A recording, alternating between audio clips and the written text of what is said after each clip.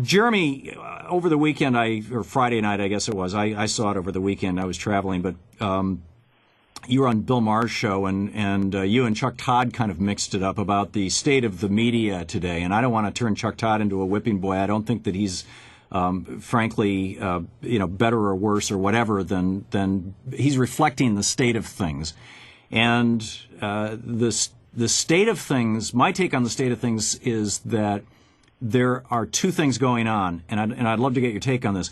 One is a bit of an old boy network. People who are making serious money in news. Once you get to be a White House reporter or above, you're talking for a network. You're talking serious money. Basically, never challenge each other, and they don't challenge.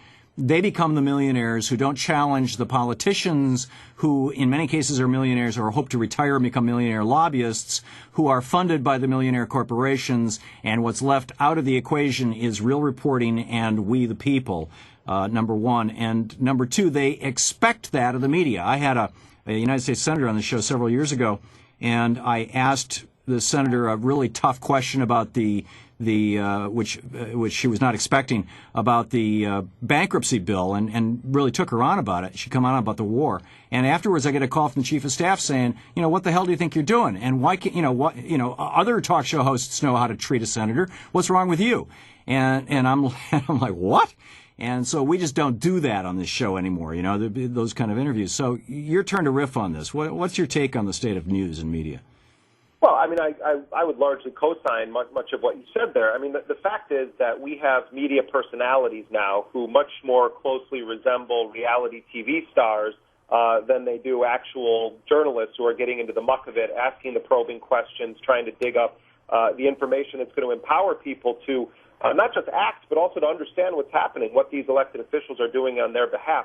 I think that, and you're right to say that it's not just Chuck Todd. I think many of the most powerful journalists, I put that in quotes, in this country right now are little more than stenographers for the views of the powerful, be they Republican or Democratic congresspeople or big corporations.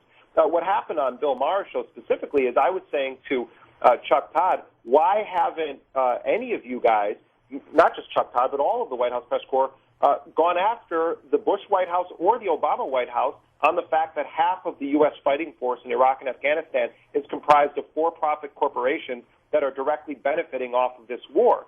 Chuck Todd, I think, made the mistake of taking it personally as though it was just about him and sort of got very defensive and then acted as though, well, you can't have investigations aimed at accountability for the crimes of the Bush era because they might not go anywhere and they might turn into a quote-unquote political food fight. I'm sorry, but Chuck Todd and others are not spokespeople for the government.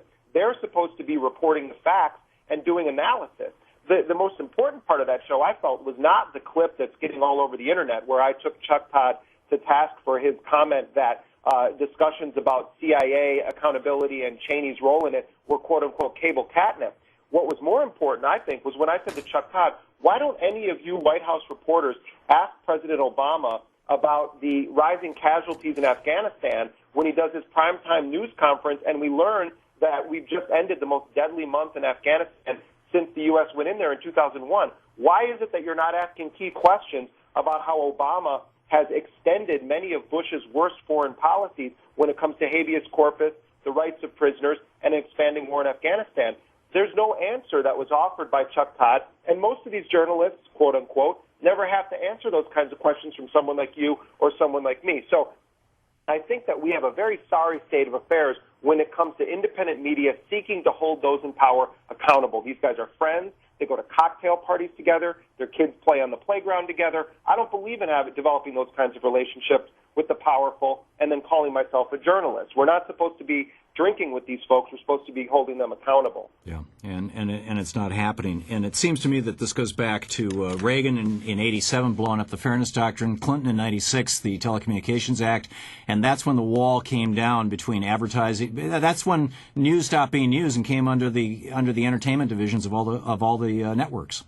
Right. I mean, and I think that what you're raising here is a story about also media consolidation. Yep. Fewer and fewer corporations control a greater portion of our airwaves. Yep. You and I are talking over public airwaves right now, even if some of the stations are privately owned.